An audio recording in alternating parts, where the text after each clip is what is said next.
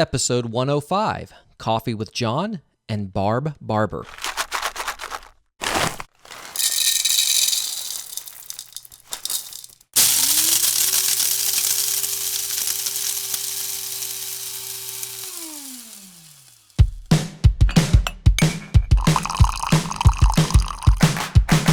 Today is gonna be a little something more.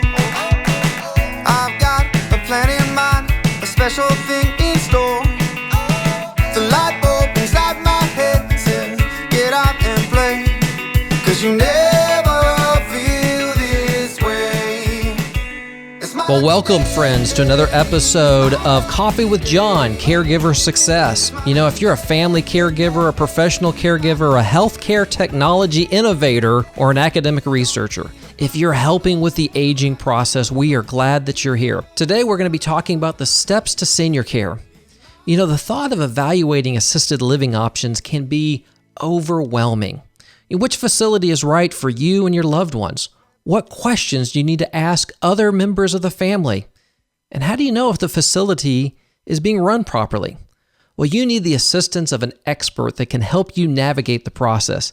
And today, we are going to have that conversation with someone that has over 20 years of experience in the assisted living business and has helped thousands of families navigate the steps to find the right care for their loved one. But first, a good word for caregivers.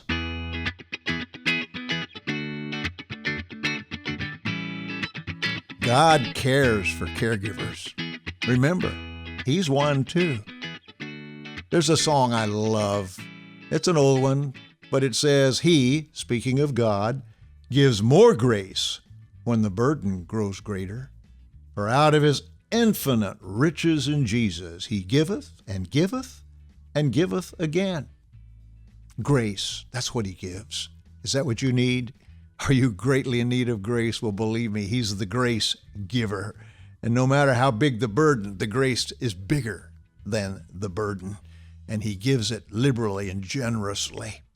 There is a scripture in 2 Corinthians that says, God loves a cheerful giver. And I know He wants you to be full of cheer so you can give as a caregiver. But better than that, God is able to make all grace abound to you, so that in all things, at all times, having all that you need, you will abound to every good work. Well, your good work is doing something for somebody else. You're a giver, and you enjoy doing it if you have the strength. Well, you can have the strength. If you have the grace, well, you can have the grace. If you have the joy, well, you can have the joy. You see, God wants to give you those things. Grace and peace be yours. He says it over and over again in the New Testament. May you have His grace and peace right now, and you will be a giver just like Him with all of the good things that come with it. I'm so glad to share it with you. I want you to know God cares for caregivers. Remember, He's one too.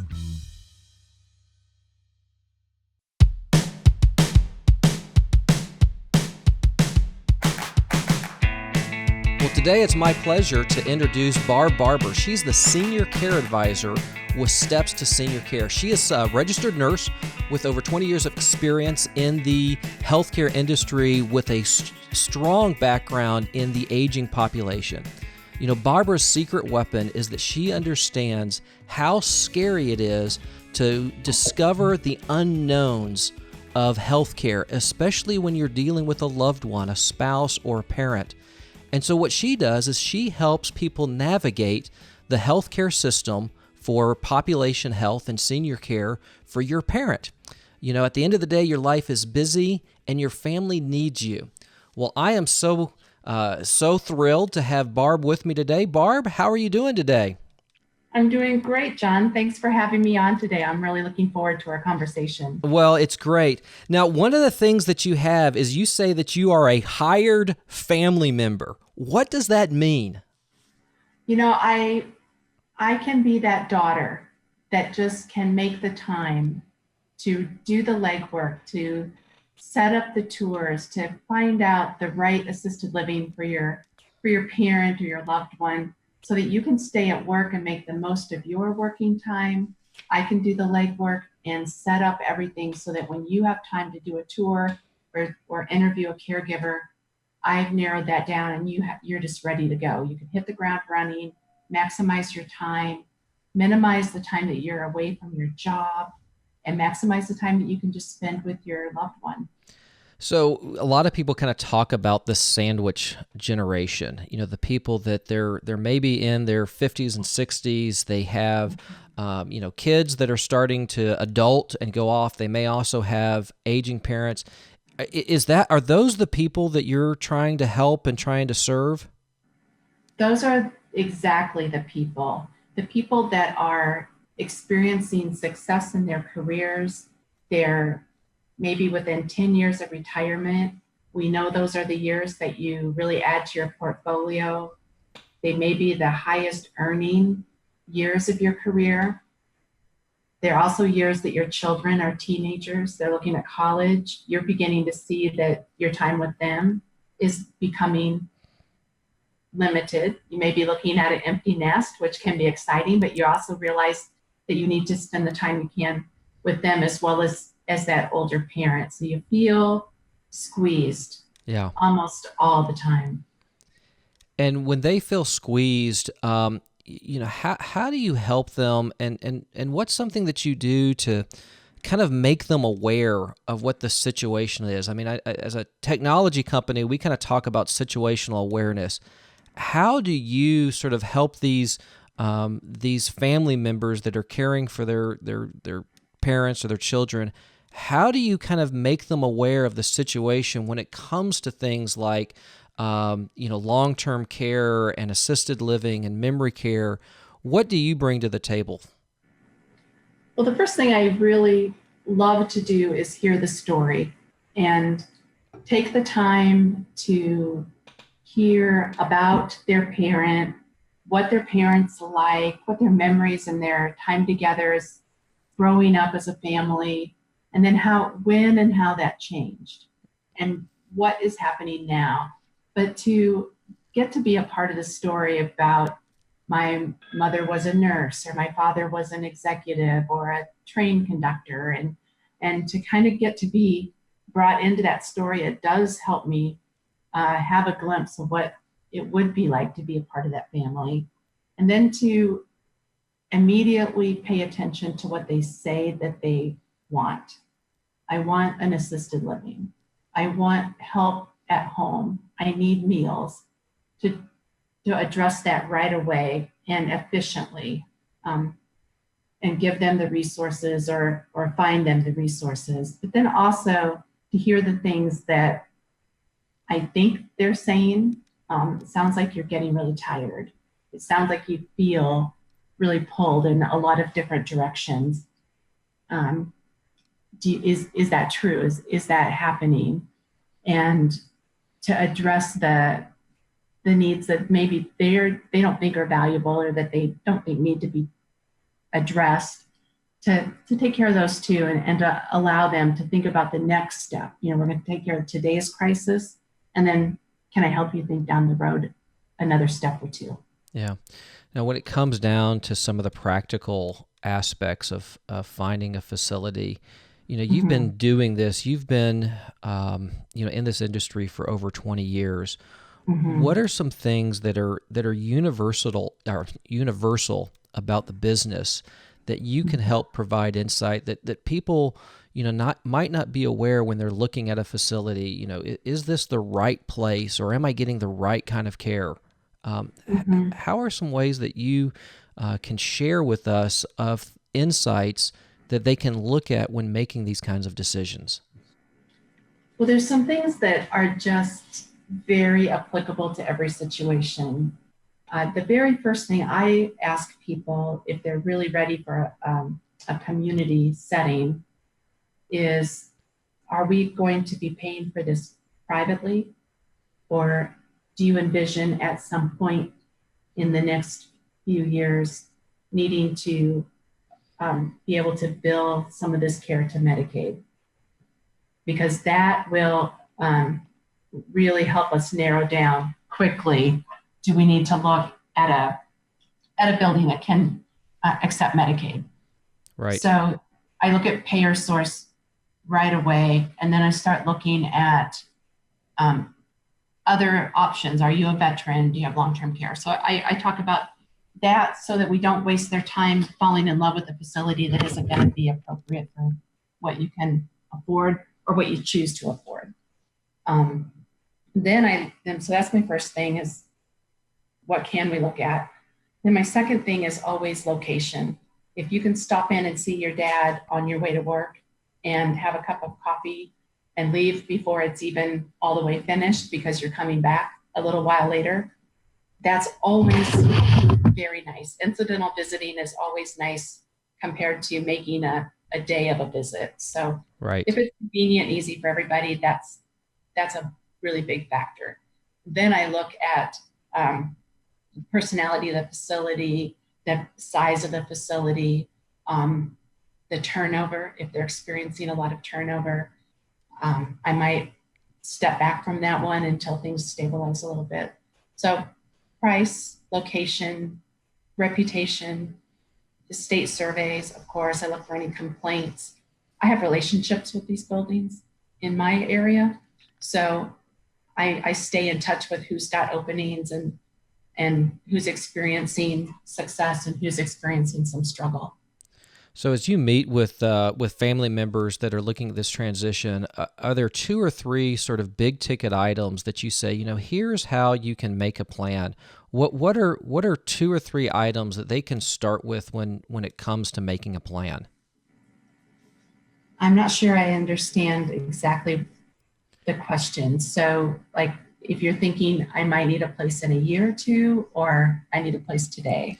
Yeah, I think that's actually a really good sort of way is, most people are not actively thinking about this. And most people sort of, they get forced into a situation because something happened. We're just coming off the holidays and we recognize, mom's not the way that she used to be. And maybe that means we need in-home help. Maybe it means that we need to look at a living. How would you sort of say how to frame where that loved one might be in the spectrum so that you can make some good decisions? And I don't want to say for them, I want to say with them. How would you frame that problem so that a family can have a productive conversation? But let's face it, this is not going to be an easy conversation. It's not going to be easy conversation for the loved ones that may be, siblings to parents or spouse. It's certainly not going to be a fun conversation with the loved one. How can you help everyone involved to kind of have a productive conversation when it comes to these types of issues? Well, there's 2 things that I feel like I'm probably well known, 2 comments that I'm well known for saying. One of them is there will be an event. You need to be prepared for the event. So if you're feeling like you have a parent that needs to start thinking about an assisted living because they're no longer safe at home and they are resistant, they're not only resistant, they're refusing. That's okay. You need to start thinking, okay, if they said no today, you need to be prepared for things that you don't ever want to have happen. But when they do happen, you have a little window where some decisions can be made. And you want them to be collaborative if it's possible. So some of those things are a fall that takes your loved one to a hospital and possibly a short time in physical therapy, a rehabilitation venue, an elopement or getting lost, leaving to go to, I get a lot of calls about my husband went to Home Depot, but he didn't come home for 3 hours. Now I'm really nervous. Something has changed. Right. Sometimes I had a family member come in to tour an assisted living, and they just had the look on their face that you have when something has happened. And I said, something's happened. Can you tell me the story? And he said, my mother was, we discovered this week, my mother was having teenagers come over after high school. And it started out just having cookies and pop at her house. And then they started taking her car. And it just escalated until now she's really not safe there. Oh, and not using good judgment. Or another family that my mother opened the door to her handyman at 3 a.m. because he wanted his paycheck. Well, oh, that's not sensible, right? right, so, right. um, so it's those events that you're like, okay, now we have reason to have this conversation, and I have given it thought, so I'm ready. And I've got some brochures, I've already made some introductions, and I have some ideas that we can look at in a really positive way. That is great. And what I hear from you is, just the importance of sort of thinking through how are you going to handle that event and starting to have a plan with that event. Well, one last question that I want to ask, and it's going to sound like a little bit of an odd question, but that's okay. And that is, what keeps you up at night? So as you are in this world and in this industry, what are the things that keep you up at night? And you can answer it one or both ways. Either this is things that you're really concerned about and you really see, wow, if as a society, as a culture, we don't kind of fix these, there's problems. Or you can also answer it, man, this is what I am super excited about. This is, some great changes or whatever. So, Barb, what keeps you up at night? I don't worry about the things that you would initially think about. Our population of people over 80 years old is going to be so big in the coming years that there won't be the resources. Where are the caregivers going to come from? How are we going to afford those things? When there's a need, really creative people with a lot of great ideas step forward that we don't even know are there until the need arises. So I'm really confident that we will be able to address those things. The things that excite me and I just can't quit thinking about are the things that are like really creative solutions to aging. We know that people age well when they're connected, when they have a reason to take a shower every day, when someone's counting on them.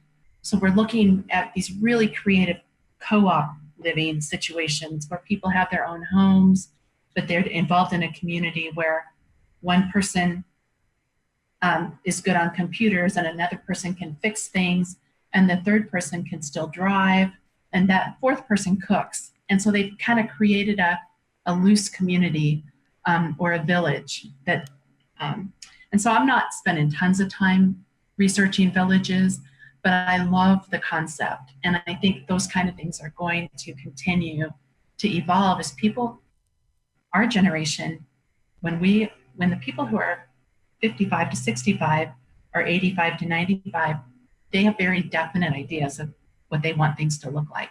I think that is going to be really exciting.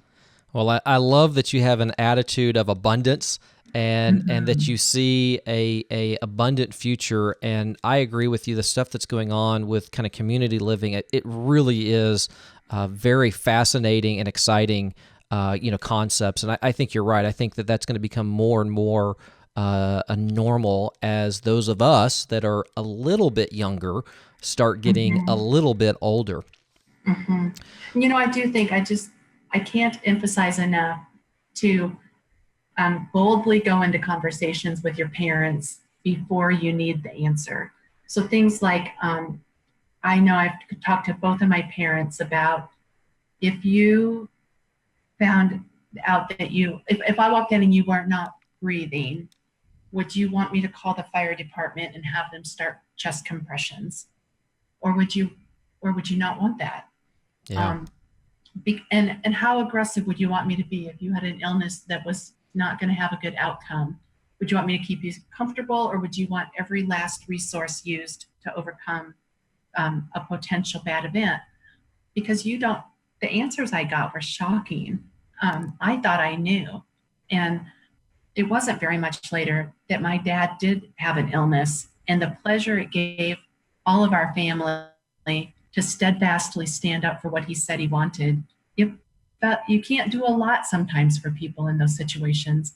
So to be their advocate and make sure that they get what they said they wanted makes you feel empowered. It makes you feel like you were able to do something for them, and you're confident it was the right thing because you had the conversation. Yeah. Yeah. Well, thank you so much for coming on the show and giving us some of your insights about how to navigate the world of assisted living. If someone wants to contact you, what's your contact information? How do we get a hold of you? Yeah, certainly just pick up the phone and call me. That's always just fine. And my phone number is on my website. My website is barb@barber.com. And you can reach out to me that way. I'm happy to help people anytime. Love it. And John, can I throw into, you might think if you don't live in my town, I can't be helpful to you, but there are things that we look at universally. We can look at state surveys. If you live in a state far away, we can look at state surveys, customer satisfaction. We can look at, are they recruiting for a lot of leadership positions? We can look at location. I can sort the facilities in your city by zip code and size. And so there's lots of different ways to start conversations about appropriate living that don't have to necessarily be local. Excellent. Well, so that sounds like you can help anyone. You can serve anyone no matter where they are. And if not, I will put you in touch with someone that's closer. Wonderful.